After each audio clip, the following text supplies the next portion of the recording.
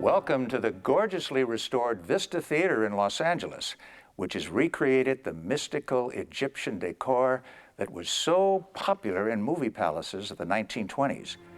Egypt was all the rage then, in the years following the discovery of King Tut's tomb, with all those legends about its supposedly fatal curse.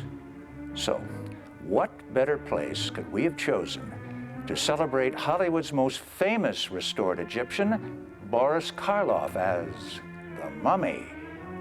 When Universal released The Mummy, it had already established itself as Hollywood's leading house of horrors, with films like Dracula, Frankenstein, and The Old Dark House. But The Mummy was something radically different. This time, the monster was also a halfway sympathetic lover, and the timeless romantic fantasy of a love transcending time and space inspired countless other films. So let's do a little archaeological excavating of our own as we unearth the original story of our mummy, dearest.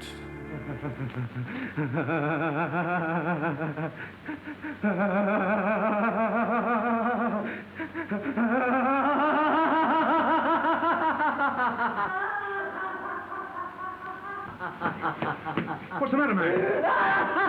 For heaven's sakes, what is it? He went for a little walk. You should have seen his face. By the time Boris Karloff took his legendary midnight stroll in Universal's The Mummy, the public was already familiar with the mysteries of ancient Egypt through the spectacular discovery, a decade earlier, of King Tutankhamun's treasure-laden tomb. Almost as fascinating as the treasures were the stories, fueled by an eager press, of a deadly curse believed to strike down all those who disturbed Tutankhamun's resting place. Death, eternal punishment for anyone who opens this casket. Good heavens, what a terrible curse. If anybody died who was even distantly related to anybody who was around when the tomb was opened, this would be news. This would be an indirect evidence of the curse at work. Even if the curse was bogus, the Egyptian belief in immortality wasn't. To assure resurrection, an elaborate ritual of mummification evolved. The jackal-headed god Anubis presided over the embalming rites, which required 70 days for completion. Curiously, the screenplay that became The Mummy was not originally an Egyptian story at all. Asked to develop a vehicle for the new horror superstar Boris Karloff, screenwriter and journalist Nina Wilcox Putnam concocted Cagliostro, based on the legend of a historical figure who claimed to have lived for centuries. The historical figure of that name was a poor Italian in the 18th century who passed himself off as an alchemist and a hypnotist, conducted seances, became a fashionable figure, apparently, in the aristocratic world of France. Putnam's story was substantially revised by John L. Balderston, a playwright who had collaborated on both Dracula and Frankenstein. He also knew a thing or two about mummies. Well, he was always a student of history. He loved reading history. We had all kinds of books around the house. And Egypt, of course, was one of the main parts of ancient history, ancient civilization. And he was intrigued by it. And he was in London after World War I. He worked for the New York World as a correspondent. And one of his assignments just turned out to be the opening of King Tutankhamun's tomb. So, of course, you know, he was in his element. He loved it. The Mummy marked the directorial debut of Karl Freund, the celebrated German cinematographer who had already photographed Universal's Dracula, taking his trademark mobile camera deep into Transylvanian crypts. Freund also shot the highly expressionistic Murders in the Rue Morgue, in which Bela Lugosi played the Dracula-like role of a scientist who also needed women's blood, not for sustenance, but for mad evolutionary experiments. For The Mummy, Freund would get to call all the shots and not just the visual ones. Imhotep, high priest of the temple of the sun at Karnak. Poor old fellow, now what could you have done to make him treat you like that? Baldiston's screenplay renamed the mummy Imhotep after the real Egyptian architect who built the first pyramid. For a while, Imhotep was a working title of the film, along with King of the Dead. Meanwhile, Universal was slightly renaming the film's star as well. Well, he was billed as Karloff the Uncanny. And at that time, and today also, there are very few stars that are billed just by their last name. So he had achieved an awful lot between the years 1931 and 1933, between the first Frankenstein film and the filming of The Mummy. Once more, Karloff would wear an extraordinary makeup created by Universal's resident wizard, Jack Pierce. I think what made the Mummy makeup work was Karloff and Karloff's face. He had this great bone structure for it, and his performance, even though there was, he was supposed to be this dead thing coming back to life, it was, that was very subtle, but it was frightening. And I think Pierce, the combination of Pierce and Karloff was such a great combination, and they were such a great team. And with the two of them together, they've made these classic images in horror films that I don't think will ever be matched. In preparation for the makeup, studio publicity claimed that Pierce had carefully studied ancient Egyptian embalming techniques. I really have no clue what research he did. When you look at real mummies, the first mummy that I ever saw was the Mummy, the Boris Karloff in the Jack Pierce makeup, and I thought that's what mummies look like. When I finally saw pictures of Ramesses, I found that he was actually kind of different looking. I mean, it wasn't quite the same effect. I think actually putting the makeup on for the Mummy and taking it off took longer than the makeup for Frankenstein. Again, I only know what I've read, and I read something about, I think, 8 hours to do the Mummy, which I can believe, especially since Pierce was responsible for wrapping his body as well. Back in those days, especially, again, they only had the materials of spirit gum and cotton and collodion and stuff like that, but something we even do today is called an old age stipple, where you actually stretch the person's skin. And then I'm sure what he did is paint a layer of spirit gum on Karloff, stick some cotton on him, and I understand he used some Egyptian cotton as well, I think just because of the finer cotton. Glued that on, painted over it with either more spirit gum or collodion, and dried it. And then once it was dried, and he released it, and it would form these wrinkles. And I'm sure he did many layers and kind of built up. Where it didn't form enough, he would add a little bit more and build it up. Very tedious, very time-consuming, very painful, I'm sure, for Boris. And I still can't believe, having this collodion and stuff around your eyes. And he must have teared up through this whole process. Had to hold his breath as well, I'm sure.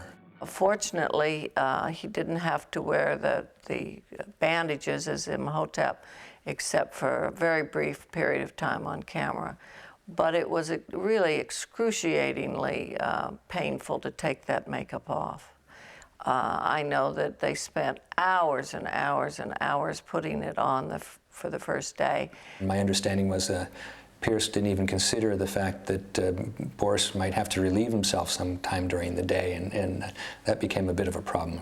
And when they completed it, they discovered that he said, well, you've done a wonderful job, but you've forgotten to give me a fly. For the exotic dual role of Princess Anksunamun and her modern-day counterpart, Universal cast the Hungarian-born New York stage actress Zita Johann. Zita Johann had been a powerhouse Broadway dramatic actress of the 1920s.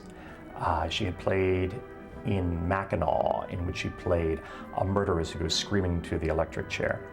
Terrific dramatic actress, and she believed in what she called the theater of the spirit. She sat in her dressing room before each performance, and she said her prayers, died unto herself, as she put it, and became her character. There's death there for me, and life for something else inside me that isn't me. But it's alive too, and fighting for life. Save me from it, Frank.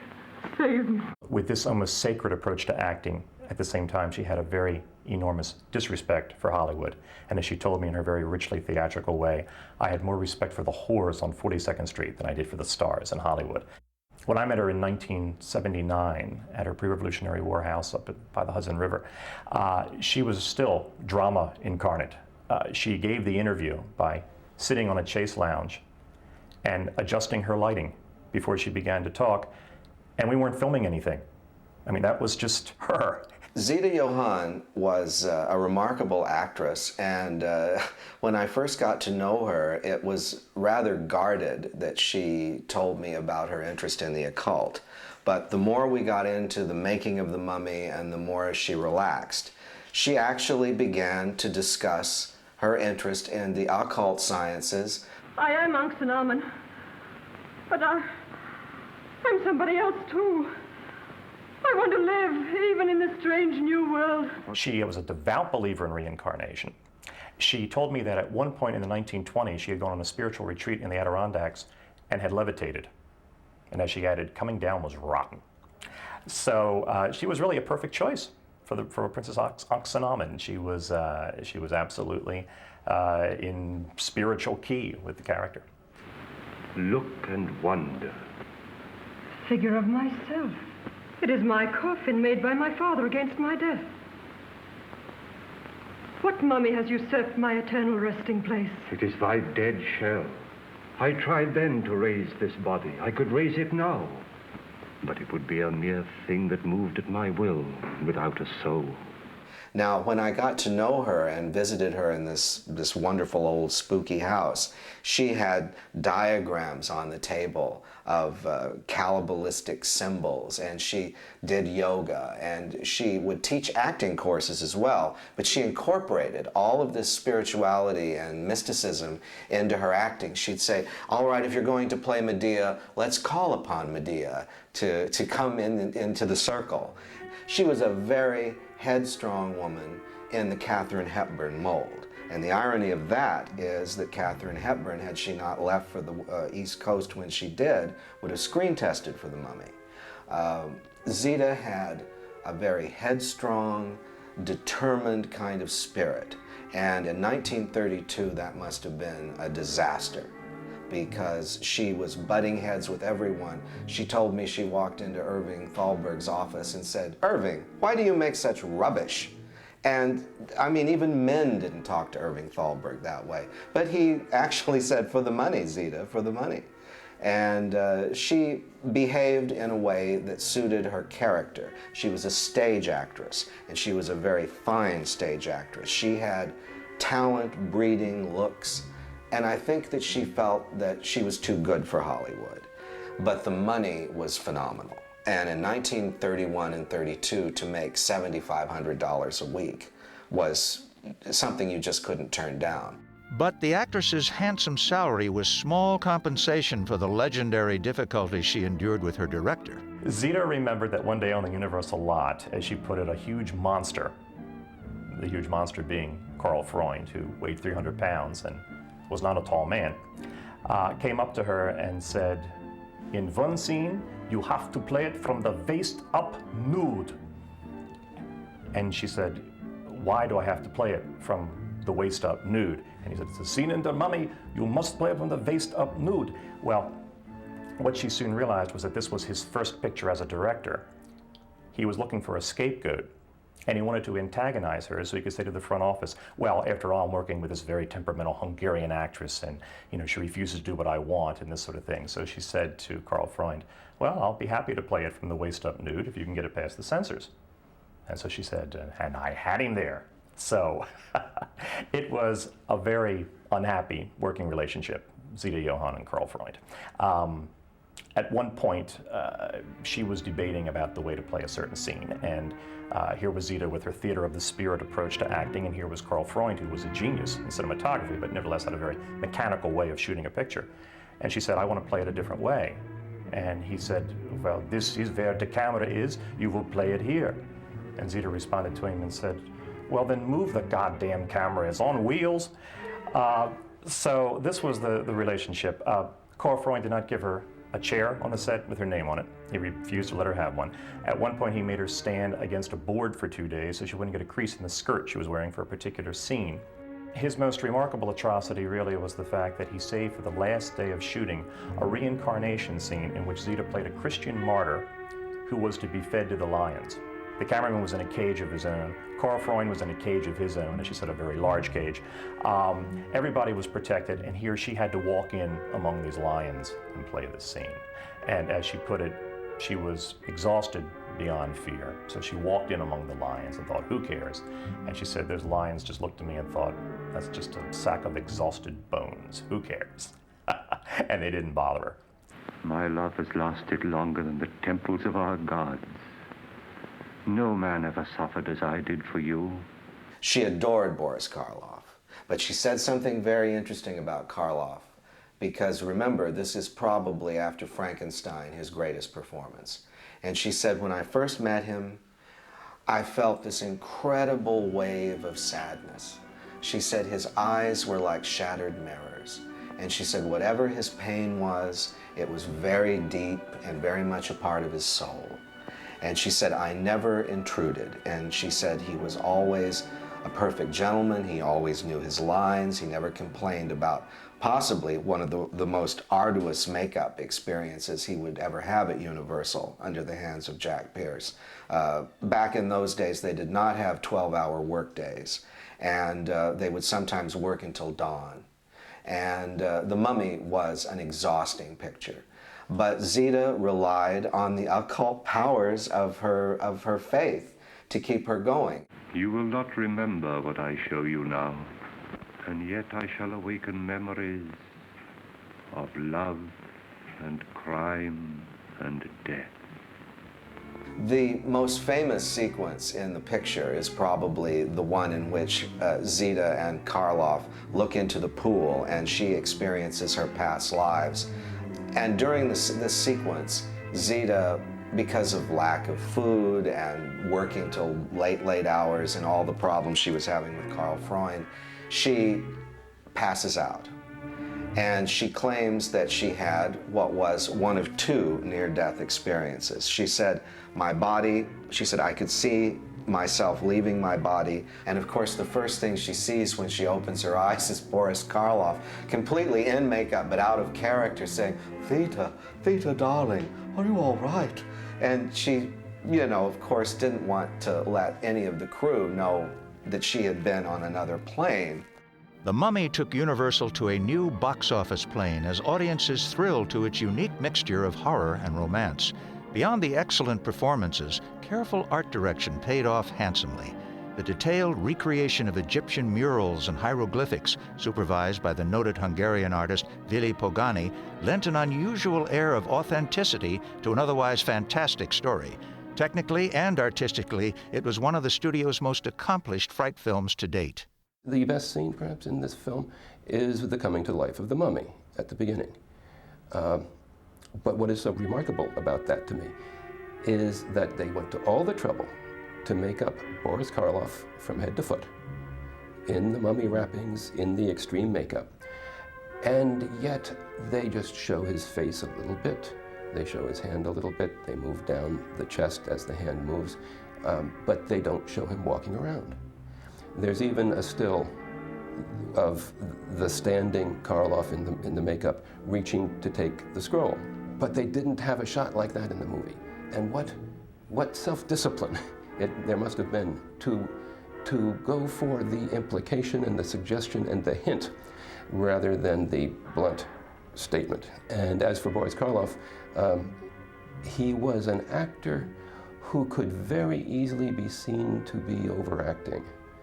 I mean, his looks were so striking, his voice was so distinctive, that all he'd have to do would be to do something fairly strong, and it's overwhelming.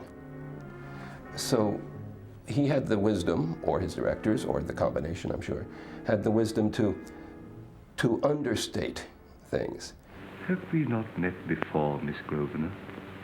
No, I don't think so. I don't think one would forget meeting you out of the... Then I am mistaken. The voice has very little inflection. He hardly moves physically.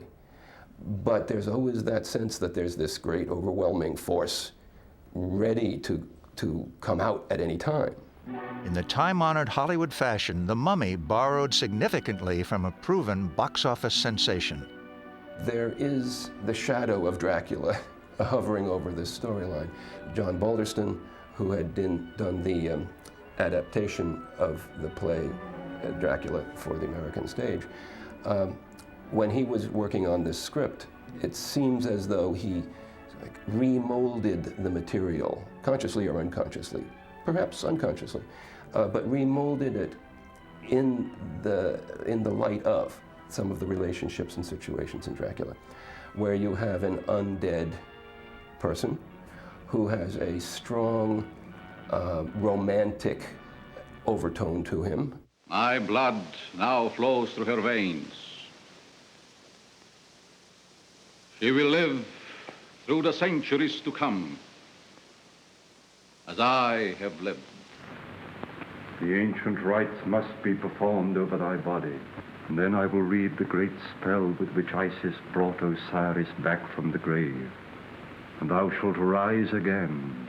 A character in both cases who has a powerful hypnotic control over others. Come here. Come here, says Dracula. The mummy, by a much longer distance, has the power to cause things to happen across the city, even to the point of the talisman, right? The cross in one case, the Isis figure in the other case.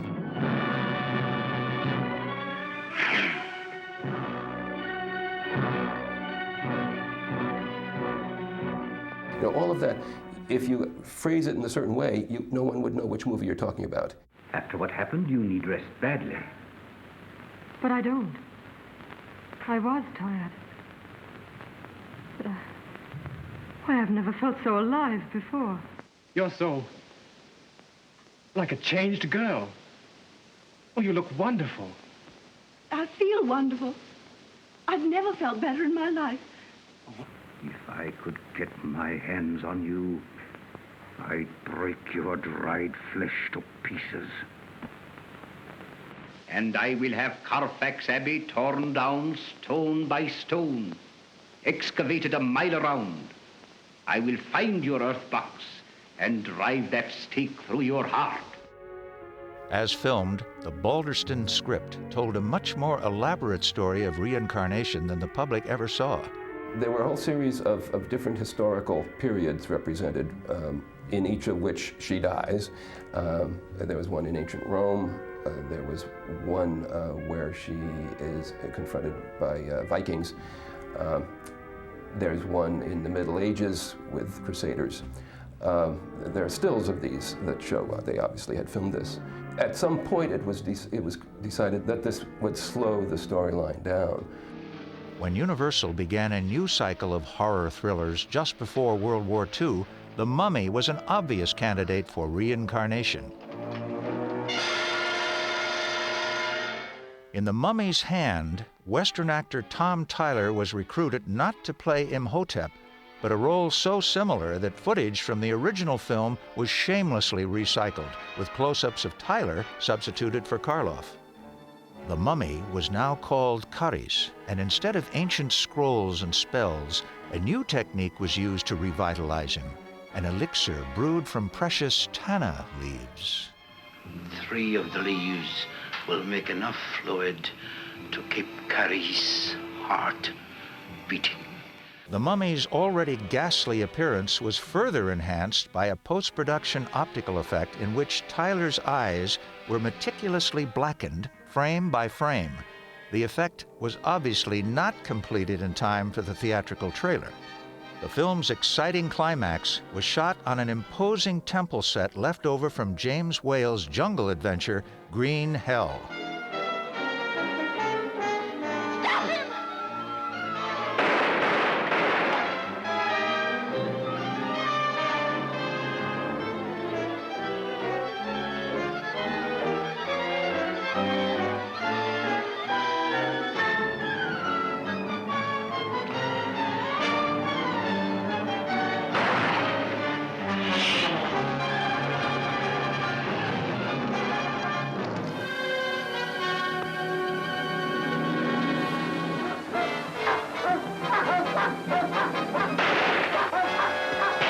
Spawned from the depths of doom comes the most fearful monster of the ages, to strike with paralyzing terror the despoilers of ancient tombs.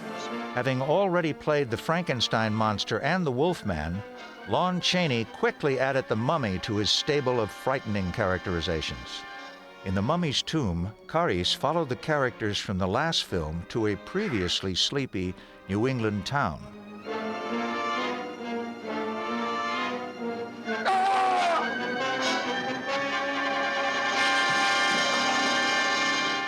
Since the studio never explained how Karis returned from the ashes following his immolation in the mummy's hand, there was no reason to think that another fire would keep him down either.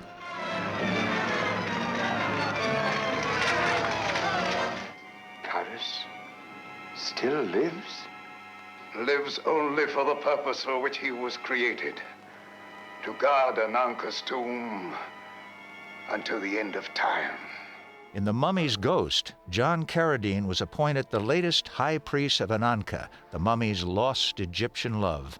Ananka's reincarnations at Universal had become so numerous, you almost needed a Rosetta Stone to decipher them all. Do you not know who you are? I am Amina Mansouri. You are the Princess Ananka, third daughter of Amenophis, one-time pharaoh of all Egypt. You're mad. This was the only film in the series where Karis and Ananka ended up together, but unfortunately in the same sorry state of preservation. Amina!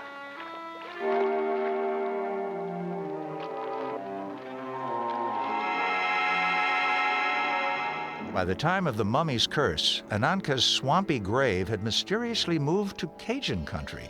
The new Ananka, actress Virginia Christine, shared the audience's growing sense of discombobulation. It's so hard to explain. It's as though I were two different people. Sometimes it seems as if I belong to a different world. I find myself in strange surroundings, with strange people. I cannot ever seem to find rest.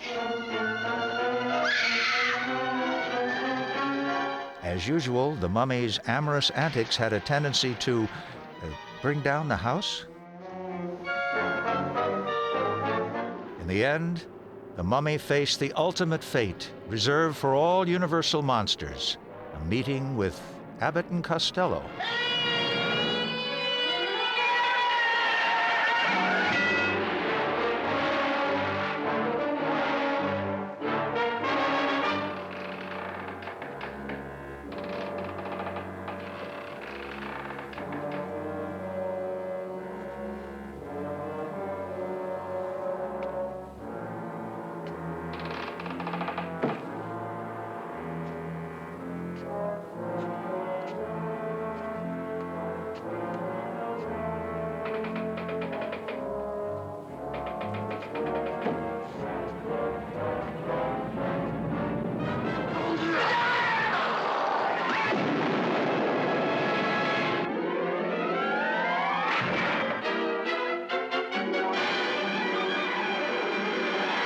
Where will we find the mummy? Don't worry, the mummy will find you.